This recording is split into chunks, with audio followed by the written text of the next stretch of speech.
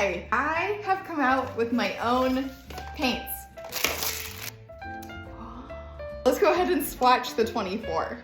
So typically when you get a set like this inside tray will pop out, like not just my brand, but any of them. And then you can kind of pull these metal parts back to make it easier to take the paint pans out of the tray.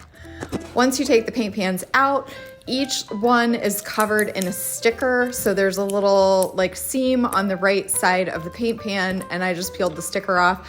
I did actually save the stickers and I used them in my sketchbook to do some additional swatching. So you could do that if you want to keep track of the names of the colors, but I just unwrapped all of them and then I just squeezed those little metal parts back together to hold the paints in place when I put them back into the tray.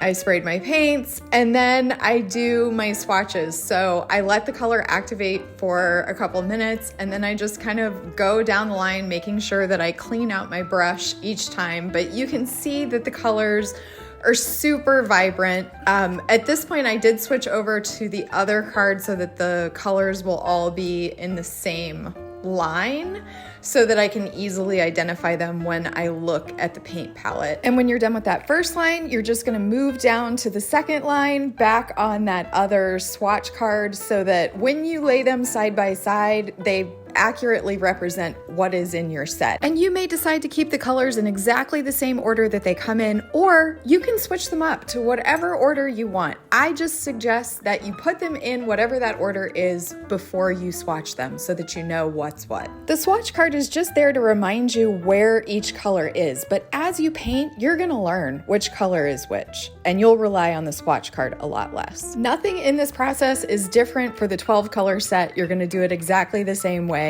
just for 12 colors instead of 24. This is what I did with the stickers. So I basically lined up all of the stickers and then I did the first wash to kind of show like the most saturated paint to the more diluted paint so that I could kind of see the range. Then in this column, I did water first and then added the paint.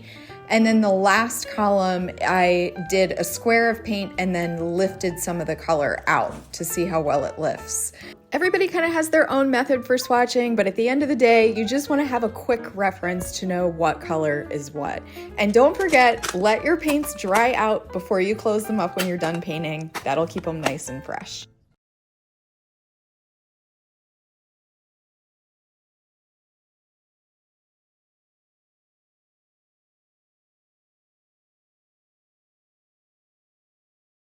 It also shows the blues. Look at that indigo. That's good stuff right there.